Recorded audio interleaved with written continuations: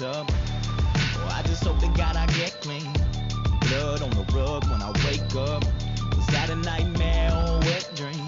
Cause I've seen some things that I'd rather not get into detail about. For now, I just hope I can leave them out. Cause I feel like I've been drowned, shot, stabbed, killed. Still smiling like everything's chill. I've been blown up, phone up, overdosed off pills. Still smiling like everything's chill. Got a bite of cyanide on the side of every meal. Still smiling like everything's chill. I could hang myself off a building with a bill. Still everything's chill. Cause I know if life is a bitch, death must be a piece of ass. Death must be a piece of ass. Death must be a piece of ass. But at least it lasts. But at least it lasts. But at least it lasts. So just clap your hands if you really wanna die. I just want something permanent. I think me and life have a love and a hateful relationship. I feel grateful to be alive, but don't like how I have to live. I'm too lazy for suicide and too selfish to not exist. I feel basically I admire the fire I hold within. There are places inside my mind that would terrify Stephen King. I feel crazy and then I'm fine. Who knows what the nighttime will bring? It's amazing to me. I lie to myself, but I stop to think. It's hard moving on, but I'm smarter from the past. If I gotta die young, I'll be a martyr for the facts. If I'm reincarnated and I gotta come back, tell God 5 more minutes, I just wanna nap.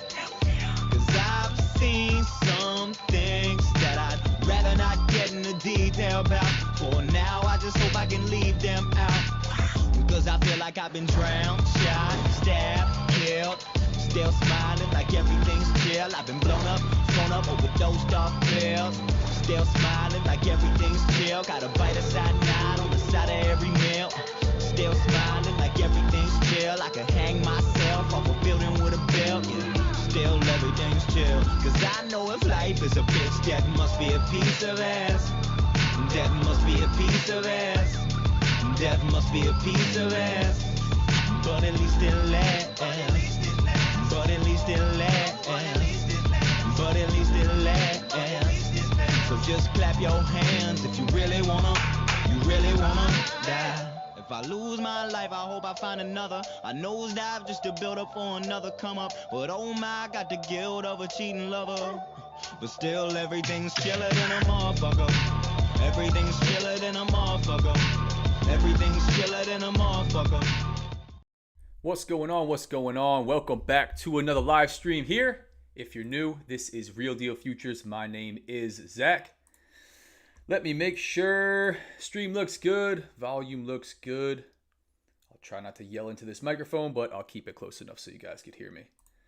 Let's check out YM, the Dow, the black sheep on the 5-minute chart. Hell of a morning here, guys. Hell of a morning. I am up a small amount in these two 50K combines. I realized the one that I was close to passing, not really close to passing, about halfway, was rebilling this week sooner than I thought. I killed that one today, this morning. Don't even have charts marked up as far as trades go. Was really looking short from this zone right over here. Right off the open, Dow's been playing really, really nice with me, man. Right off the open, it just chops around. There's so much back and forth volatility. It loves to sweep highs and lows, trade across VWAP 20 times. I got pretty aggressive in here. That worked out okay. I was looking short from this zone. You could see how that played out. This $200 across two 50Ks that rebill next week that I'm going to press really hard because I'm getting pretty tired of trading these as I want to move into the 150Ks. Was another short off of this zone. Took it pretty quick, as you can see, just not pulling back at all. And me having a short bias today as the market is on a tear back up to the upside. Not playing so nice, man. Not playing so nice. So thankfully stayed out of XFAs. No trades in XFAs today. Really because I went, oh man, I got to get through trading this 50K. So ended up with a no pass there. And these two that I have left, gonna push them. When you force stuff like that, really size up and you're flipping a coin, right? Maybe you got a 50-50 win rate and you make a little bit more when you're right and lose a little bit less when you're wrong. You're profitable. You make money in the long run. If you say, I'm going to flip this coin and tails, the account is blown, heads, it is a past combine, you're relying on chance. You know, you're relying on luck, you're relying on hope, and that usually doesn't work out in the long run. In the short term, you pass, you fail. You know, I've pressed a couple to pass, which is pretty sweet. I've got a handful sitting on backup. So that's my morning, man. Great around the open. I'm gonna look to get really even more aggressive right off the open. Let me zoom out so VWAP kind of resets. Again, Dow gets really, really volatile, kind of like NQ, but I can go for these really nice aggressive entries. Like this move down here coming right down below or near these lows and then back up to VWAP. A sweep right above these highs, right back down to VWAP would have paid pretty nicely. Boom, stuff like that. You can run pretty tight stops and just grab quick trades back to VWAP. That type of move. The sell from this zone, good trade. I like this one. Again, I just went in, real heavy with it. Just didn't pay today. On another day, this is going to come back down to VWAP. Dow loves to make these back and forth type movements, come up here, test these zones, and, at least pull back, even if it is going to rip to the upside. Not today, man. We were on an absolute tear to the upside. So, yeah, we got movement here coming into the afternoon. It is 2:53 p.m. Eastern. I am going to be watching Bookmap on the side. I'll probably set both of these charts up side by side because it seemed like you guys liked that one yesterday. Let me just zoom out, make sure my levels look pretty good. Yeah, this zone I'm really not in love with, although it is being respected right here. This one was respected by a little bit. If you guys are in the free Discord, you get all of my charts, my levels, everything in the morning, along with some analysis. I've been getting more consistent with that. This down here, yeah, if I was going to leave this, I would just widen it up, but not really going to matter so much for this session. Yeah, this is coming right off the highs of Dow. As you can see, you could zoom way out. That's what we're looking at, man. Coming back up to highs. And big push up on Monday. Big correction down back below Monday's low. And then big push up today, all the way back up to the highs. So pretty back and forth movement. I was hanging out in the Top Step TV chat today, and those guys were didn't look like they were ending up really red, but they were getting frustrated with just back and forth break-even trades, that type of deal. So let's see what we get as we come up towards these highs. I'm pretty tired of looking short, to be honest with you guys. This is very far extended, but buyers are in store. Sellers are not here, and we have had a large move to the upside. Coming off of like this morning open, 300, 400 points. That's what we're looking at right now. So we are on a rip your face off to the upside move. Potential to retrace, right? And this just kind of turns out to be like, let's see what this looks like on the daily. Yeah, potential to retrace and kind of just put that top wick in, not really come up here and crack the highs. Potential for this thing to just continue and put this big engulfing bar in on the outside that would really solidify. Bulls are looking to take Dow higher. So I'm just going to wait and see. I don't have anything setting up. A short would be from these levels, but again, failed here, really gnarly. Again, not even, pulling back to VWAP. This paid, but not a whole lot, and I was very aggressive taking profits, where in another situation, that's at best break even. So I don't know that I want to try this one again. I really wouldn't want to have a stop loss right above these highs. I would want it all the way above here, and that's not something I'm going to do right now. So I'm not taking it long towards there just yet, but let's see what we get. See what starts to develop. Take a look at Bookmap together as well. Actually, let me just move my chart over, get this thing ready.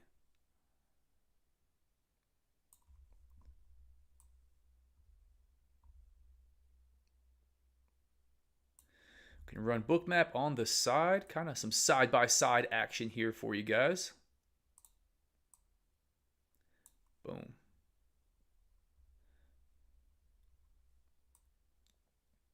Yeah, nothing crazy on Bookmap. It does look like we have some liquidity right above. Again, this is this algorithmic kind of BS stuff that I don't really pay attention to. Here's what I'm looking for on Bookmap. Really big levels that start to pop up. Actually, we don't have too many for demonstration here. Like this right here. This is liquidity that comes on the book, stays on the book. You could see the price was drawn to it. Happened to be so today. And you can see what happened when we got there. A whole bunch of orders filled, volume traded. That's what I'm really looking for that to start to come on the book above or below price and give me an area that I might not be paying attention to pay attention to. So I'll leave that one over there on the side. And yeah, you can check that out together. Appreciate you guys hopping on. If you hopped on, feel free. Jump in the free Discord. You can ask questions in there. This YouTube live chat turned into a couple guys that I think are in love with me because they keep coming back and trolling me and asking the same questions. But 1,300, almost 1,300 members in a free Discord with Q&A, analysis, a whole bunch of my information on my trading, reviews, and all of these live sessions posted. A great community of traders, guys doing well, sharing charts. It's really become something that I'm very proud of. It's awesome. It's an awesome community.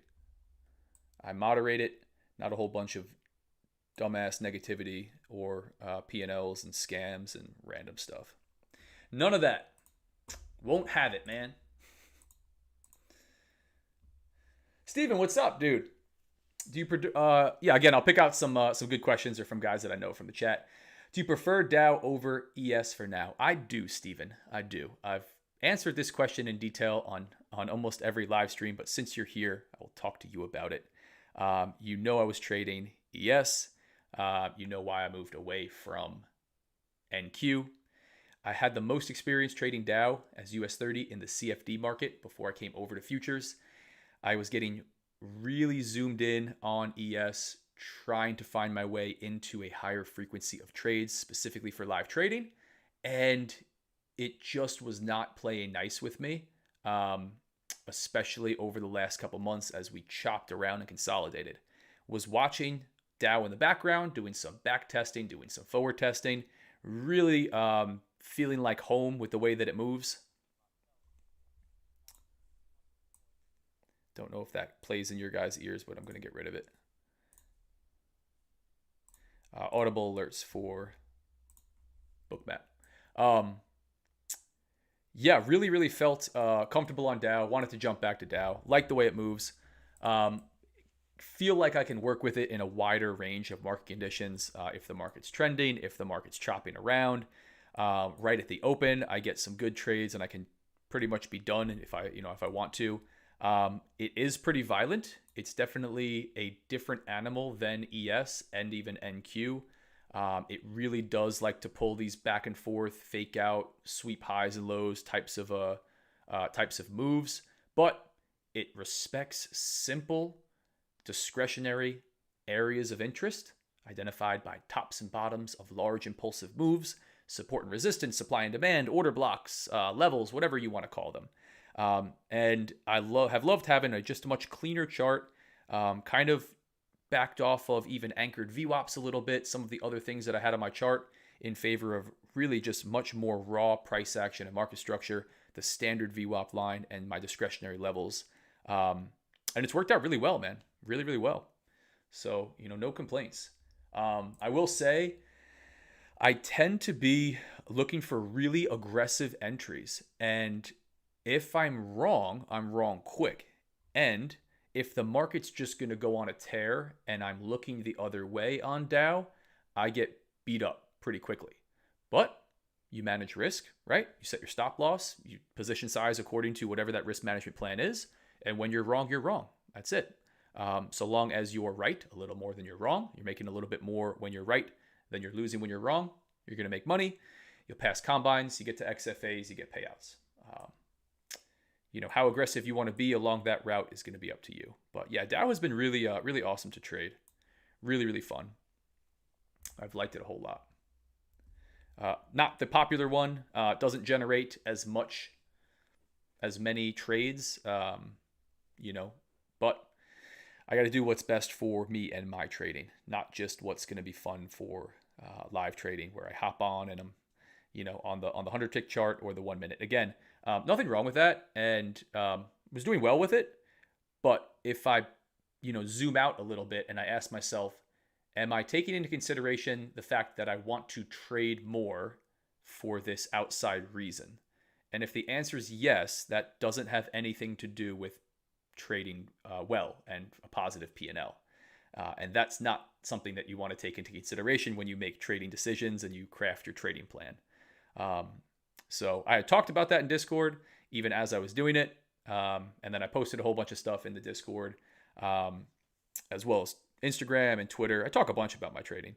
So Discord, X, really, I do the big posts on X, talk about, what goes on behind the scenes, what goes on in my mind, the approach that I've taken with trading 50Ks very conservatively and working my way towards payout, and now scaling up, looking at starting to trade the 150Ks. These are my last two 50K combines that, again, I'm going to press probably to, I don't want to say probably to lose them, but there's a very high chance that I pass or fail them quickly. Like I'm going to push that within the next 2 days. So if that worked every time, you would trade like that all the time. It doesn't. So, you take that into consideration, the risk that you're putting on. But looking forward to sizing up, getting into 150K combines and eventually XFAs. I have additional past 50K combines on backup. I'm not exactly sure the route that I'm going to go. Kind of just depends what happens in my 50K XFAs as I start to risk more with them, potentially working towards bigger profits or blowing the accounts. But that's the game plan. Get towards the 150Ks, start to put some more money behind my trading because I've been able to prove concept on a small scale, which is, I think, a logical route for anybody, whether you are a beginner, experienced trader. Start small and you can always scale from there. So I took my own advice, right? Started small payouts, all that fun stuff.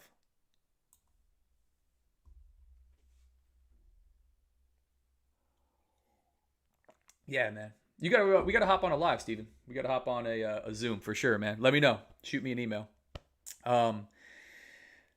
Again, guys, questions in Discord. I'm gonna talk to Steven because I know Steven. He's the man. I have the same problem. Chop for the past month, took a break. Recently added a footprint chart to see aggressive orders. Yeah, man. Paired with level 2 data to see passive orders. That's sweet.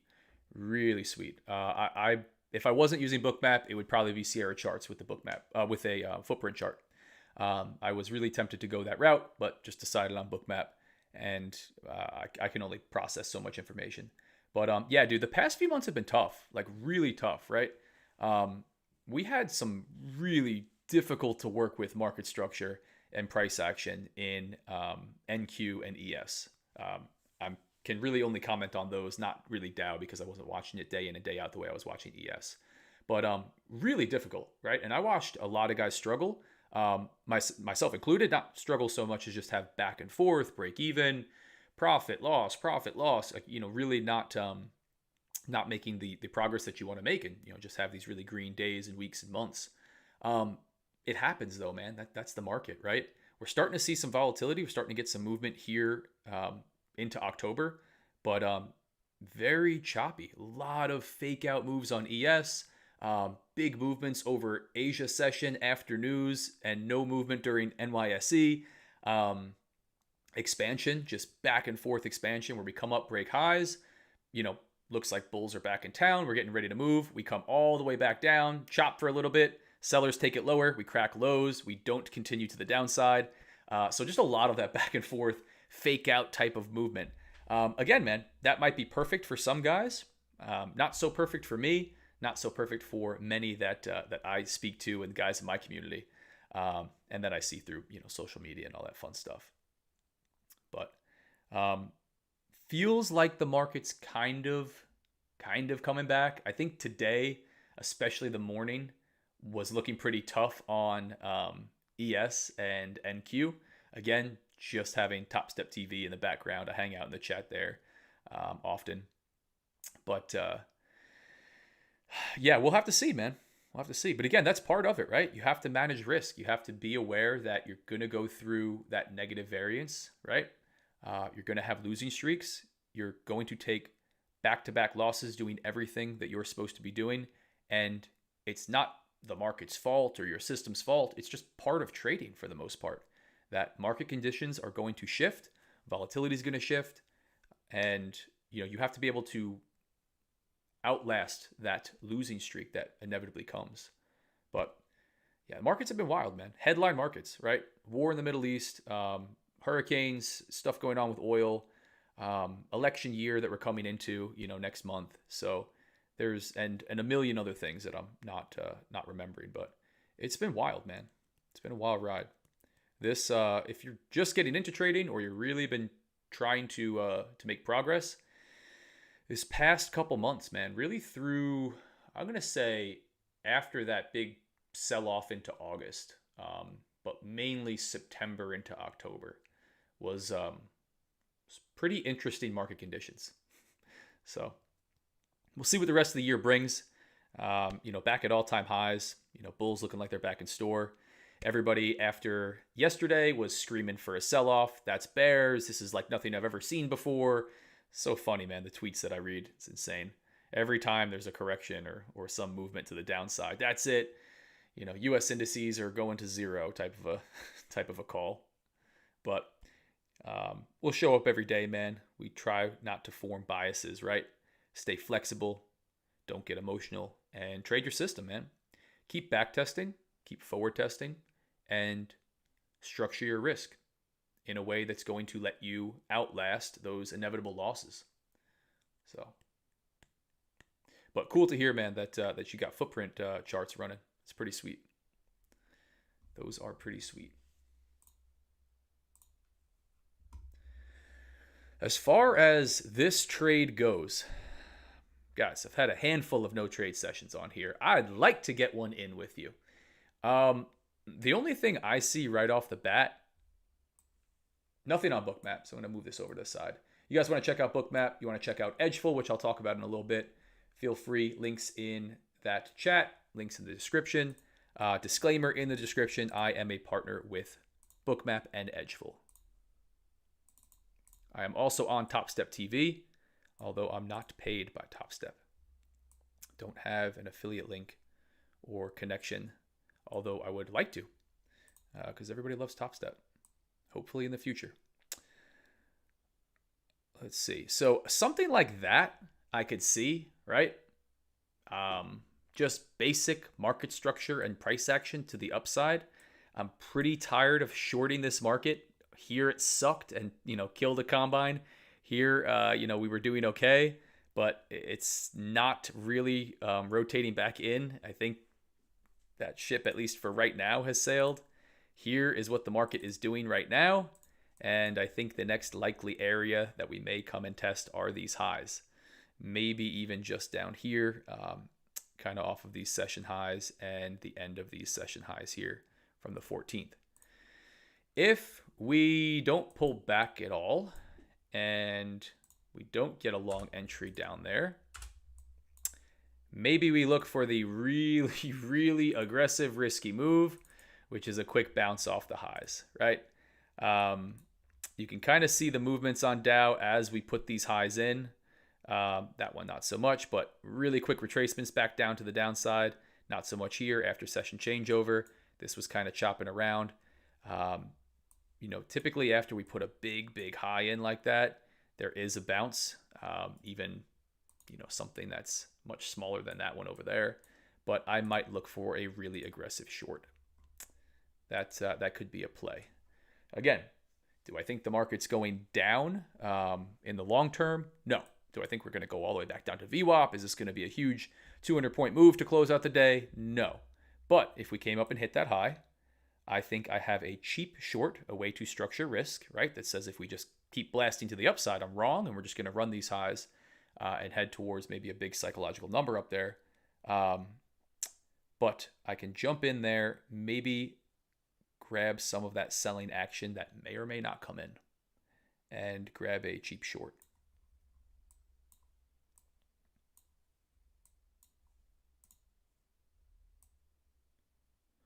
But we'll hang out. We'll wait and see. Yesterday, I really was close. I had a great read.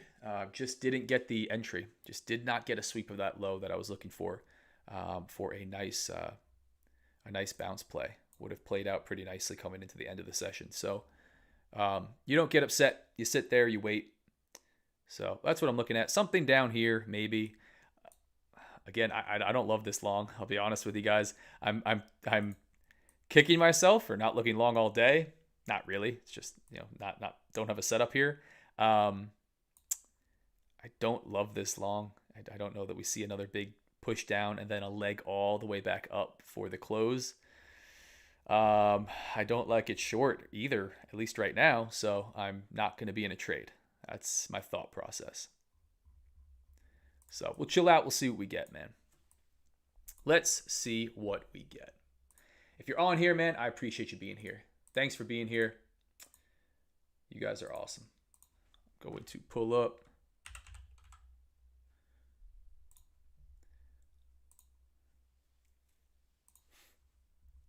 Had somebody ask me about this, and I'm going to show you guys what this is.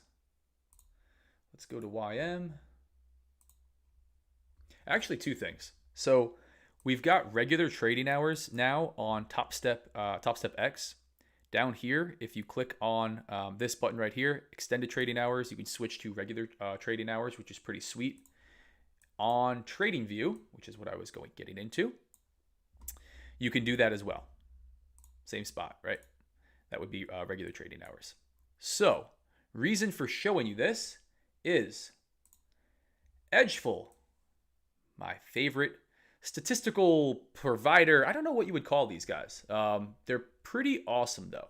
It's a paid platform. You can try it free for 7 days. What this does is give you a ton of different reports for all of your different instruments. It's not an indicator per se. It's not something that you're going to say, I'm watching it on the chart as I'm trading, although the what's in play thing is pretty sweet. But essentially, it's going to give you a report during certain times of the day over large sample sizes, what is more likely to occur than something else. So the one that I have pulled up right here is initial balance breakout. Initial balance, if you don't know, is the first hour of the NYSE session, 9:30 a.m. to 10:30 a.m. Eastern. The range that is put in, the high and the low that's put in between that time frame. What this report is showing you over the last 6 months of data, and you can extend this to more data if you'd like. Let's look at 1 year. It gets even stronger actually. You can change the session. You can change the instrument. Again, you can look at a whole bunch of different reports. You can customize these. You can look at a whole bunch of different things. What this is showing you is if Dow breaks one side of the initial balance, it breaks the high that's set between 9:30 a.m. and 10:30 a.m. Eastern. It typically does not come down and break the other side. It breaks one side of that range 72% of the time, or it has over the last 1 year of data. Only less than a quarter of the time does it break both sides, and there's a small percentage where it doesn't break out of either side of that range that is set. This is the report itself. Again, you can customize this. You can look at many, many different things. The average, price that it moves outside of that. You could break it down by weekday. Kind of interesting. You can see stronger or weaker stats on certain days. Friday, really, really strong breakout to one side. Gives you an example of what this is, just what I described there. TradingView indicator that I'm about to talk about. Explanation, breaking it down, how you can use it, what it is. A report by trading day showing you what happened and the ability to view the actual price chart for that day. There's the TradingView price chart and a nice video. But what I'm going to show you guys on here is how their indicator works, this TradingView indicator works. Essentially, if they have a TradingView indicator for the report, you're able to view whatever it is that the report is measuring on TradingView. And in regular trading hours, it makes this a little bit easier to view, although it doesn't really matter. You would go to indicators, into invite-only indicators. Once you have a free trial or purchase Edgeful, you can get access. You give them your TradingView username, and you get access to all of their report indicators. The one that I'm looking at right here, I have a couple of them saved that are hidden, is initial balance. And as you can see, this report is playing out. Pretty obvious, right? Today's a big trend day. It broke the 1 hour opening range, right? Here's 9:30 a.m. Eastern. You can see down here, Wednesday, 9:30 a.m. Eastern. Here is 10:30 a.m. Eastern. What's the high and low that was put in between 9:30 and 10:30? There's the high. There's the low. Broke to the upside and continued in that direction. Simple report, can give you some bias for the day. You can go back through with this indicator and take a look. How did it work out? you know what the percent is. Almost three quarters of the time, it's breaking one side and not breaking the other.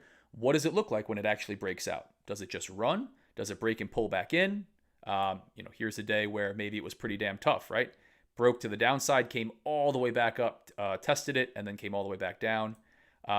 Here's a day where we pulled back in, tested VWAP, and then continued. Some of these days just break out and run, break and retest type of a deal.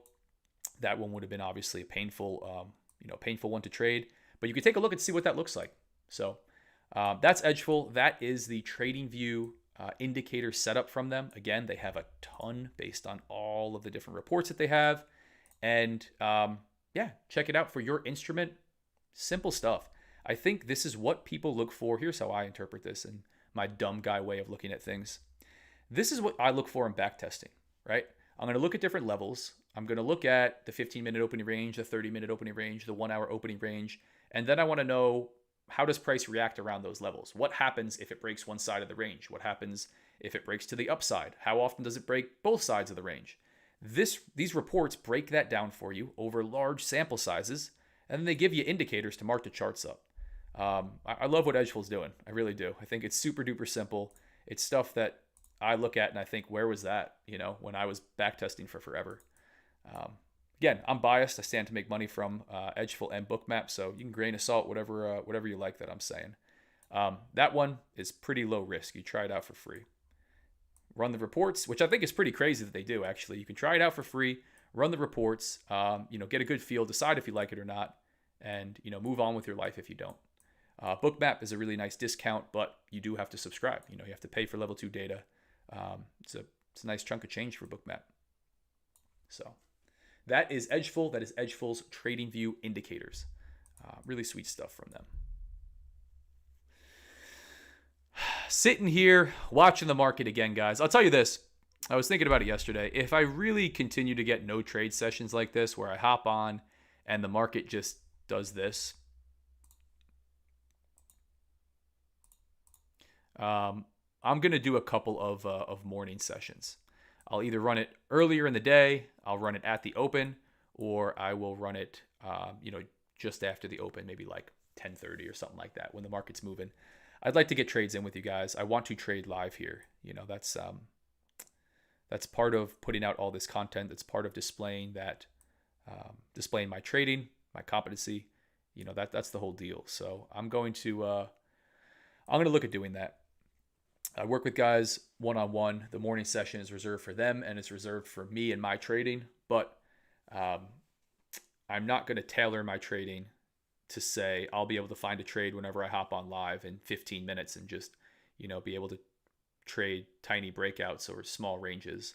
But if I have to get some trading, some YouTube lives in the morning, or, at a time where the market's moving a little bit more and maybe generates a trade, or typically generates a trade for me, I'm going to look to do that. So appreciate you guys being on here, and hopefully you get value with us watching the market, determining that there's not a setup for me, and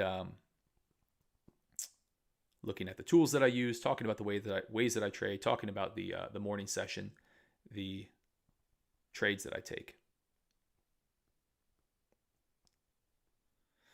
Yeah, man. Chopping right at this zone. Let's take a look. Talked a lot about not watching ES and YM because I don't find paying attention to that correlation helps me very much. I think it can help others, but it hurts me more than it helps me. Yeah, some different structure there. ES looking real strong. Dow looking real strong. NASDAQ not so much.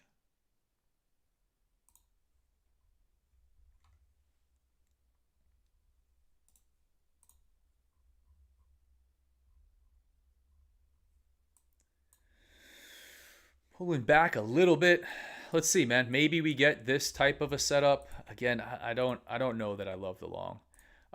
I would look to take this. I don't know that I would be holding for a break of the highs. Similar to where I would be looking for a short off of this. I would like this as an entry point, and I like this as a way to structure risk. If we pull down, somewhere within this area, prior highs broken in an uptrend, right? Pretty obvious market structure. This is kind of what we're looking at. Back and forth. Continue. Let's just be a little bit more general about it. Maybe we pull one of these. We continue. I don't know that we just rip to the upside, but getting an entry somewhere down here, stop loss down below this level, even catching a bounce back up to somewhere around this zone, if we're not going to break the highs, would allow me to get stop loss to break even, maybe scale out if I was in with multiple contracts. So I would look for something like that. That's my game plan. Again, don't really want to short. Talked about it not working out too well for me this morning, so.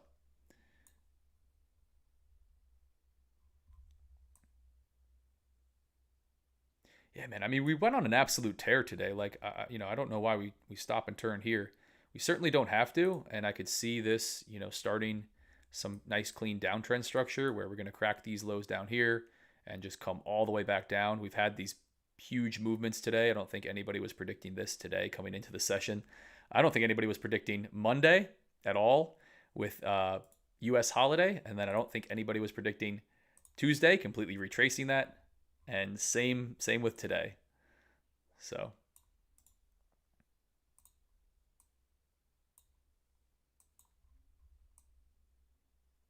let's see what Dow has for us today.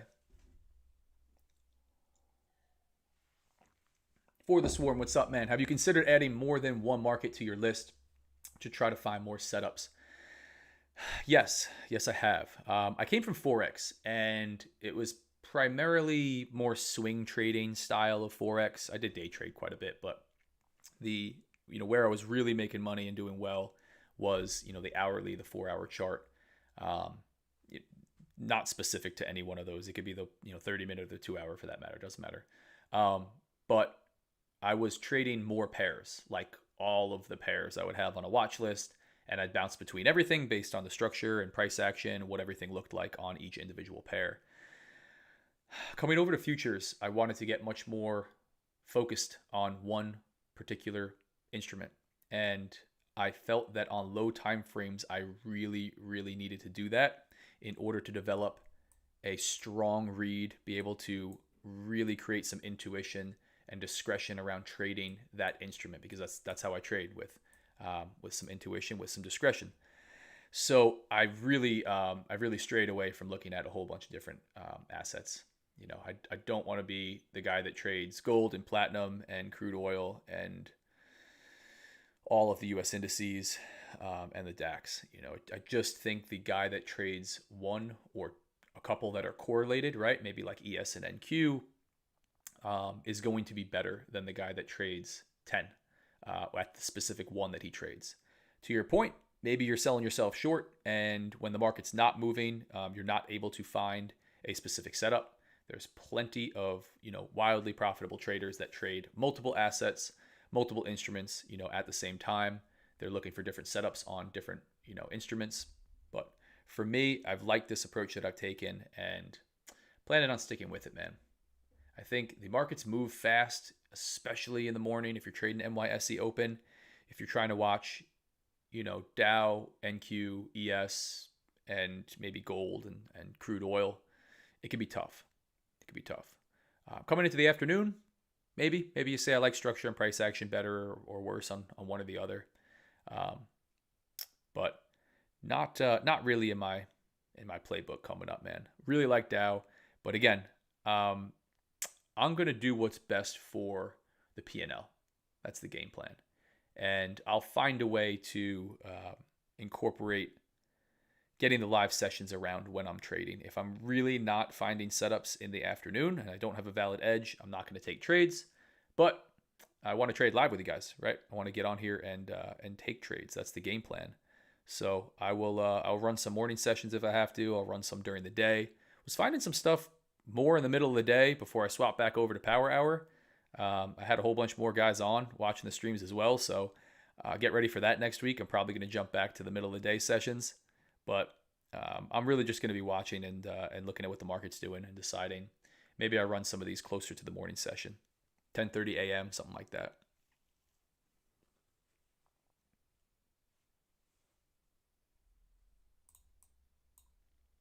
Yeah, this feels kind of weak, at least right now with this price action. We had an opportunity just to blast higher. Are we going to pull the same thing that we've done, all day, where this is kind of the measured move? And that's what we're looking at right here before another leg up. We're going to see another one of these.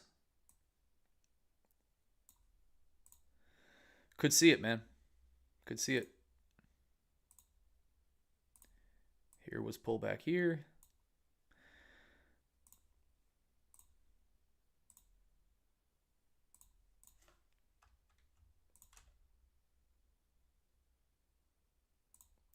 $60 some odd ticks off the highs. 60-ish ticks off the highs. We'll have to wait and see. That's the game plan. But absolute tear, man. Didn't look like it wanted to rotate back in, at least right now. Nice big move back up to the upside. Yeah, where we're going to go with these markets is going to be interesting, man. Looks like up when you zoom out, right?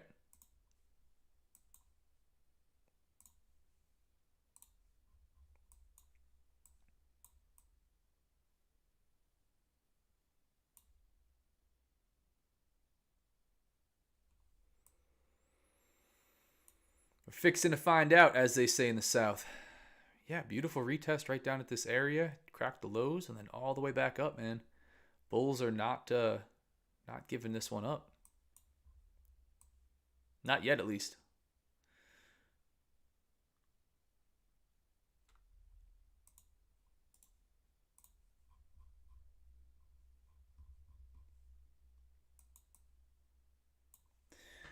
Let's see, man. Let's see. Nothing crazy on Bookmap. Again, watching this one over on the side. I'll bring it back over for you guys. We can take a look at Bookmap together. Boom. Rusty, what's up, man? Back in opening range on NQ. Took one trade today. Nice, man. Good day to work on patience. Absolutely, man. Absolutely. Always a good day to work on patience. Gotcha. Started trading multiple assets. Focused on MNQ solely for a few months with mixed results. I got you, man. Yeah. Again, different things for different people. I think some guys, might do better with it. It depends on your style of trading as well. I think the more discretionary you get, here's my argument, or not my argument, my opinion. The more discretionary you get with your trading, the more you need that read of market structure and price action, or whatever tools you're using. If you're using indicators or order flow on that specific instrument, you really need to build that intuition up, that discernment of price action, or whatever your tools are. If you're going to be more systematic, if you're going to use levels, if you're going to use specific readings of tools that are very simple and easy to read, and they can be transferred across assets, maybe you will do a little bit better than someone like me across trading multiple assets at the same time. But that's my thought process. If you are going to be trading using some discretion, which almost everybody is, the more that you use, the more that you really want to become a specialist on whatever that instrument is that you're trading. Yes, the charts are the same. Price action and market structure forms similarly across them, but they're all unique. They all move differently. The momentum is different. The volume, the times of the day and the session that they move, the way that the price action and market structure forms. There's all of these subtle nuances that are different across even just the US indices that I think you do best focusing directly up on, and just looking at one if you're going to trade it on the low time frames. But again, that's my opinion. And I see a lot of guys trade multiple. They're usually not trading everything under the sun. Usually it's just a couple or a few. And they're usually, the common ones, US indices, maybe gold. Maybe it's different sessions, like they'll trade, NQ during NYSE session. They'll trade, gold through Asia or something else. So argument to be made there, right? You're focusing on two different things at two different times of the day. That's not a bad play. But no wrong way to do it, man. It's all just opinion. But yeah, appreciate it. Good questions, man. If you guys are on here, man, feel free, hit like, hit subscribe, help me out. I'm a way better trader and coach than I am at hacking the YouTube algorithm. Greatly appreciate that. You don't have to do anything. Free means free. And this is me being on YouTube, streaming with you guys for free, showing you exactly how I trade, breaking down my stuff, whether it's good and passing combines and taking payouts in XFAs, or if it's ugly like today and I'm blowing a combine and making small profit in a couple other ones. I will give you guys that.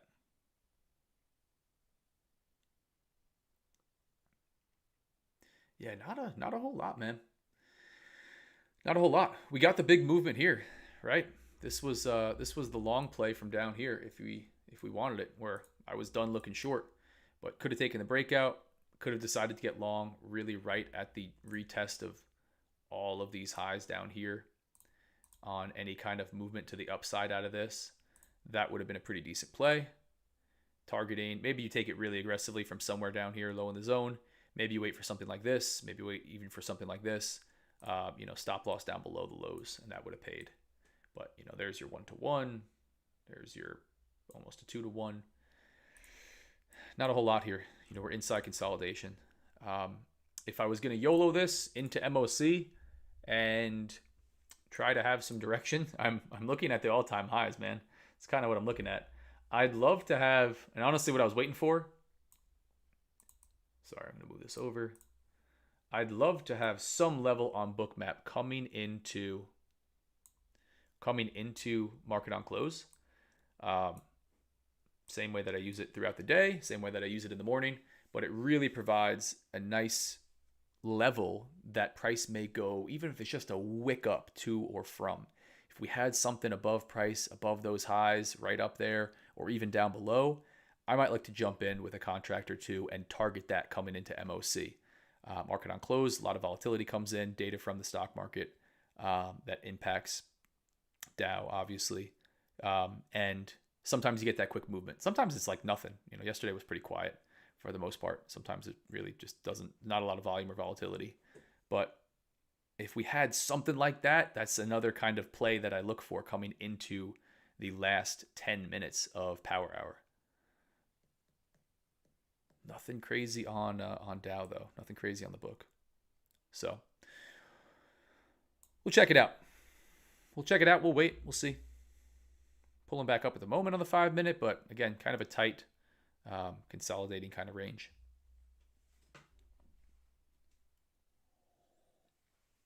How do I feel about volume profiles? They're solid, man. They're solid. I think it's like anything else, Steven. If it's helpful to you and you can interpret it in a efficient way and it helps you structure risk and find solid trades, I think it's awesome. I've played with volume profiles quite a bit. One of my bigger levels was volume point of control for a while. Prior days, volume point of control. But I see a lot of guys trade with the volume profile on the chart. A lot of them are using a visible range volume profile, something along these lines, which I've played with quite a bit. Might even have it saved. Yeah. No.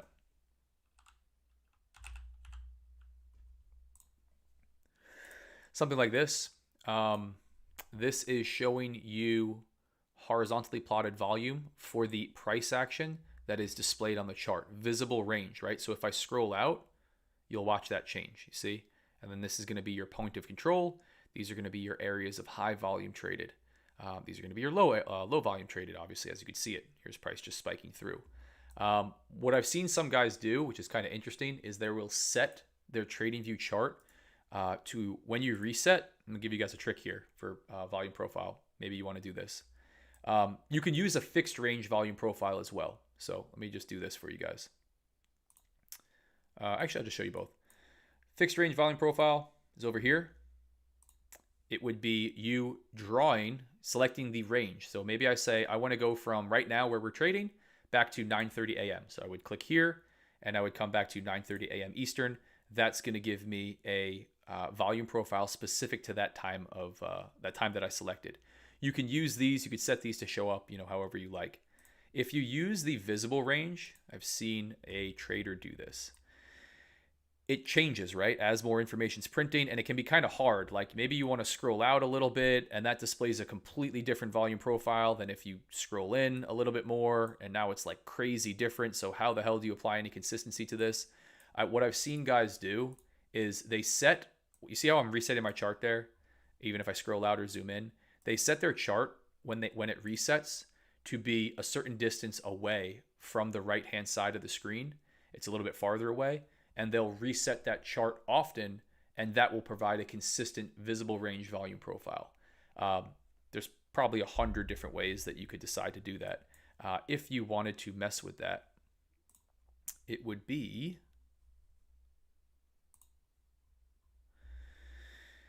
this is how far, I'm not going to mess with my settings, but this is how far away in the chart settings. So let's do that again. Chart settings up here for TopstepX or TradingView. It's just a TradingView chart. You'd go to Canvas. You scroll all the way down. The margins to the right-hand side, I don't even know if this is standard. Maybe I pushed mine over. But if you increase this to like 30 or 40, it would be 30 or 40 bars from the right-hand side of the chart on whatever time frame you're trading.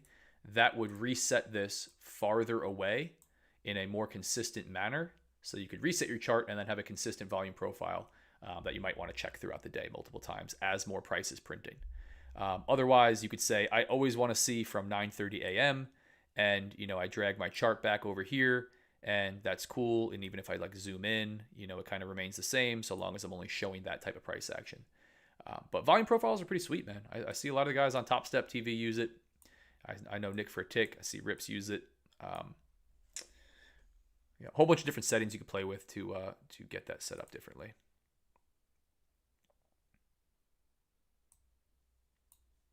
Oh, I actually had one. Look at that. There we go. This is how long before since I've messed with it.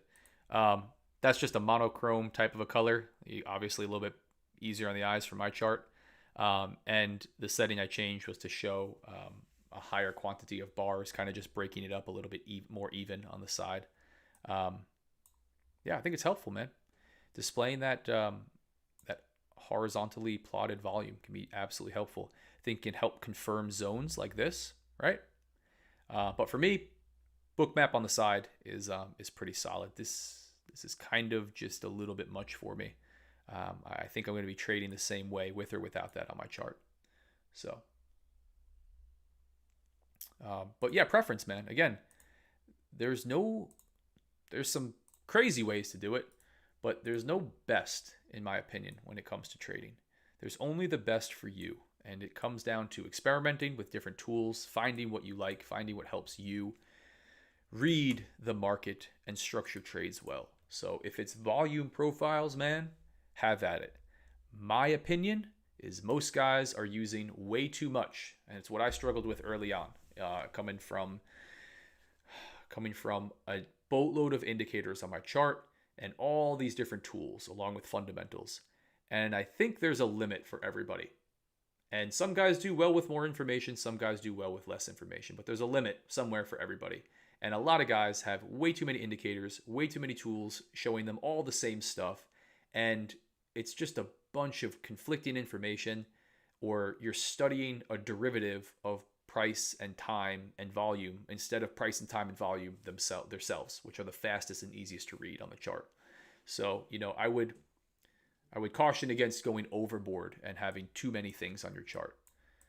That's a downside to, that many indicators and tools, but find the stuff that works for you. That's the bottom line.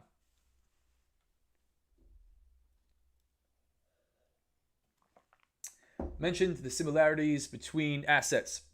Is it better to trade gold and silver versus gold and copper?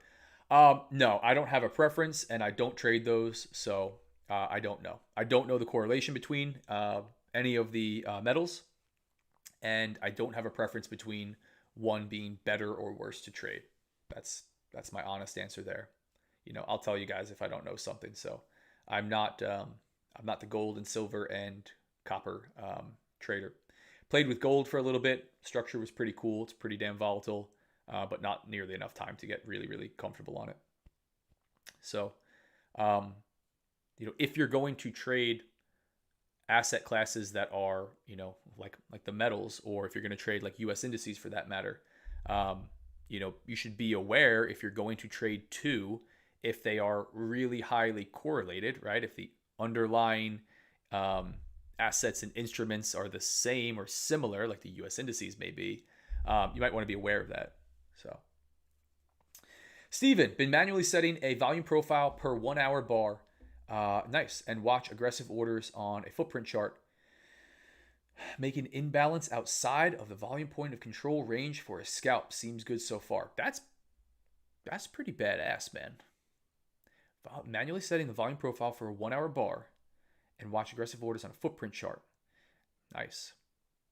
Nice. That's solid. That's solid, dude. Again, whatever the way that you find that like really speaks to you, and you're confident enough to trade, send it, dude. I really liked footprint charts for displaying stacked imbalances. That's what I really liked. Those stacked imbalances that showed up on specifically, I think I was playing with it on ES, but again, it wasn't even a real, it was TradingViews beta. So it wasn't even a real like Sierra Charts footprint chart. But the stacked imbalances seem to love to be traded over. So it would be a great place to go and grab an entry, good place for a target.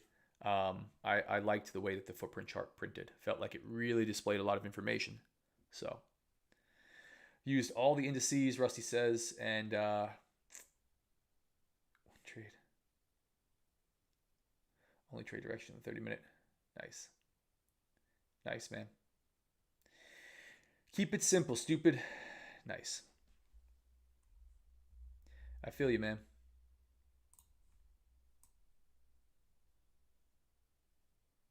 Watching book map over to the side. Yeah, not a whole lot, guys. Not a whole lot coming into the last 15 minutes of the session.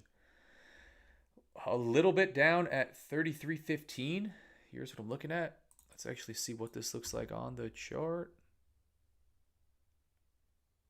Right below the lows, or right at the lows, rather.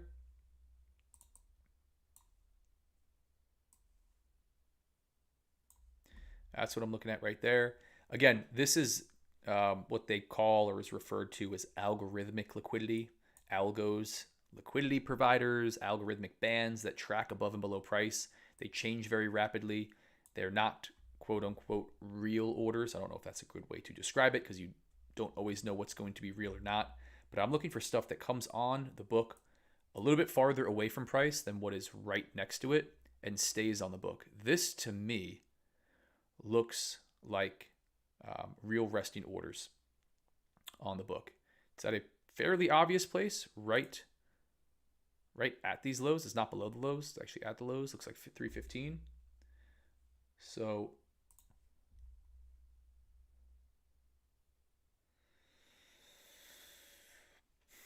we got some stacked up here, man. At a nice, clean psychological level too. Right above the highs.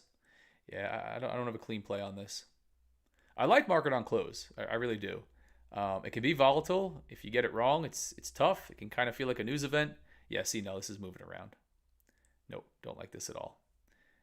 Let's see what happens as we move away. That looks legit. I think it's going to lighten up. I think this is algos overlapping it, but it looks like there's something that was on the book beforehand. I think this is going to lighten up a little bit, but we'll see that type of, yeah. Oh, no. There's not much underneath it. There you go. There's something there. Something there.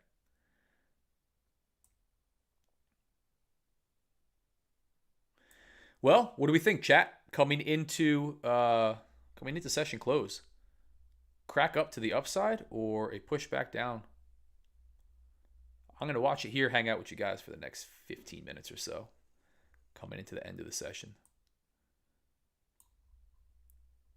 No. Nothing crazy on Bookmap. Whoa. Whoa. Don't need to zoom in that much.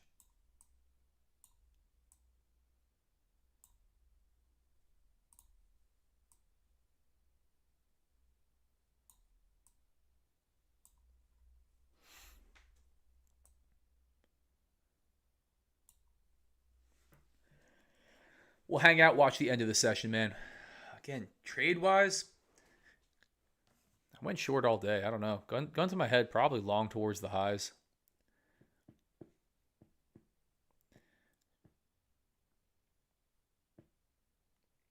Cheaper trade coming to the downside.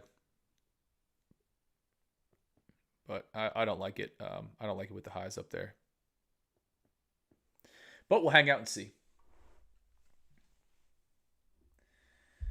Daily chart on NQ says it all. Tiny doji. Tiny doji candle.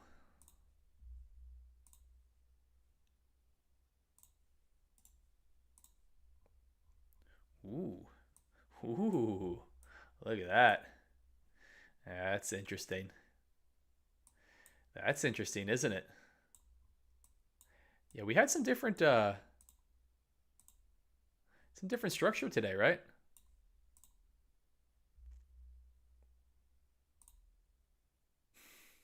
Very different on Dow.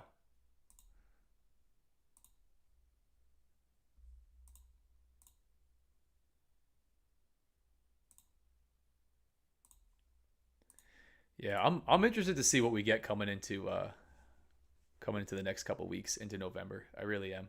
I'm always interested, but I'm a chart nerd, but I'm interested to see where we go from here. Somewhat of a pivotal point as we come back up to highs, as we're cracking highs and putting fresh highs in.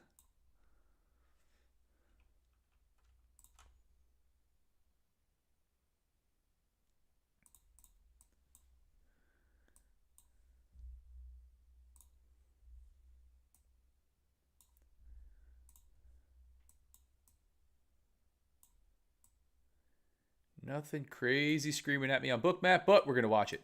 Again, guys, if you're on here, I appreciate you being here, man. Feel free, hit like, hit subscribe, hop in the free Discord. News, analysis, all the information on my trading, my strategy, my approach. You can ask me questions. An awesome community of traders, not a VIP feeder program where I ask you to give me crypto and I put it in a wallet and it's a crypto pump and dump scheme. No crazy Lambos and I turned 49 cents into $49 million. None of that bullshit. Just real trading, man. Feel free, hop in. We'll be happy to have you in there.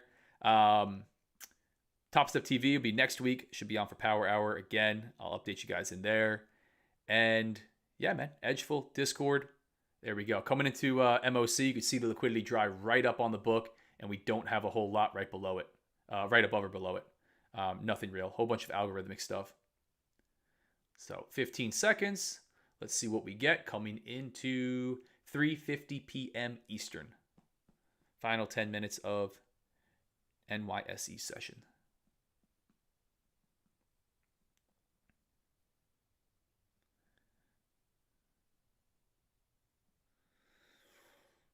Yeah, I did say gun to my head long towards the highs.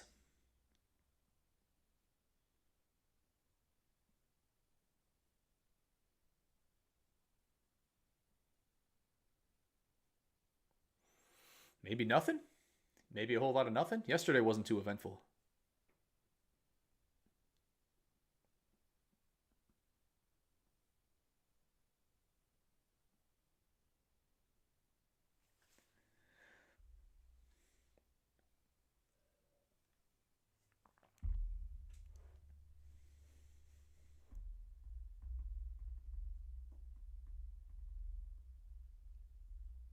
Pretty uneventful for the first minute. That might be all she had. Let's come all the way up near the highs. Make that final push right around 230, 220-ish. Just crack to the upside, and that's gonna be it.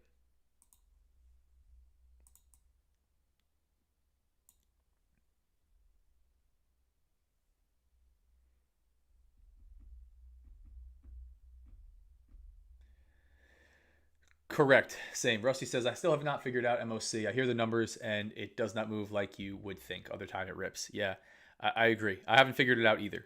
I really have not figured it out either. I think it's one of those fundamental things that I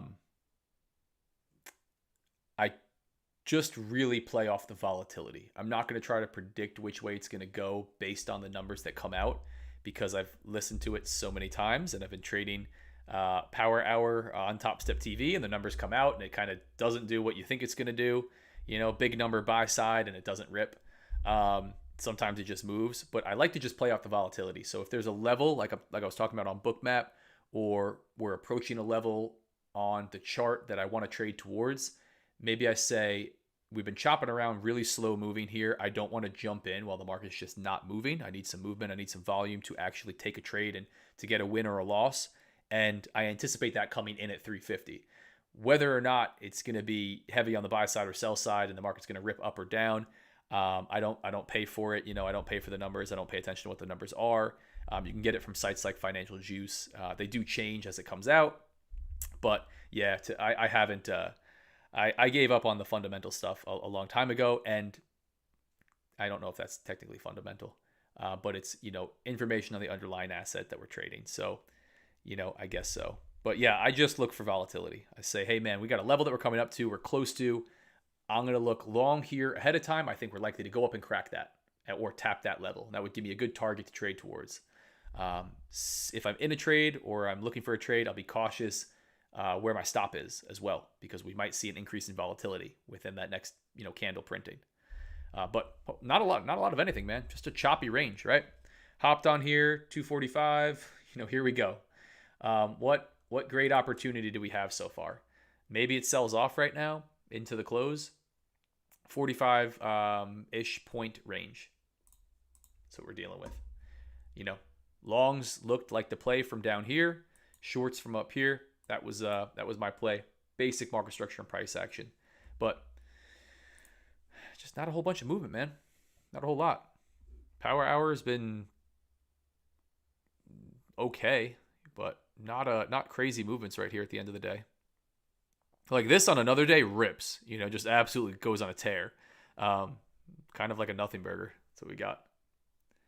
Eddie calls numbers every day, and I look for correlation. I agree. It's just a liquidity injection. Yeah. Yep. Eddie on Top Step TV calls it out. You can listen to it there if you don't want to pay for it or worry about getting it yourself. Top Step TV is live every day, and they have a gentleman that calls out the numbers as soon as he gets them right at 350. You can pay attention to how that may affect the U.S. indices. But yeah, man, just looking at it as a liquidity injection and saying, I think we're about to get some movement, and that may benefit me if I'm looking for a trade rather than we just stay here stuck in this, couple 5 to 10 point movement right before the close. And if you're trading with most prop firms, you got to be out before the end of the day. Top Step gives you 10 minutes after the session. So 4:10 p.m. You got to be out. So that's that, guys. I'm going to wrap it up there. I appreciate you guys hopping on. No trade again. Like I said, if you stayed on this long, I appreciate you. If you were here from the beginning or if you hopped on late, I'm probably going to be running some of these earlier in the day. Maybe we'll get a morning session in. We'll see. I don't know. I want to get some live trading in here with you guys. But remember, I'm not a financial advisor. None of this is financial advice, not a suggestion or recommendation to do anything at all. Trading's risky. Most traders lose money. You're probably going to lose money if you trade. Hop in the free Discord. You can ask me questions. You can check out my trading. You can interact with an awesome community of futures traders, the best free futures trading community. That's what I'm building in there, man. Follow me on all the socials, Instagram, Twitter. I'm not on LinkedIn, not on Facebook, not on TikTok. I don't do anything with crypto. I don't want to manage your money. I don't have a secret signals group. None of that crap. The messages that I read that people get from these scammers are absolutely ridiculous. Be smart. Don't get scammed. I'll see you guys tomorrow. Be easy.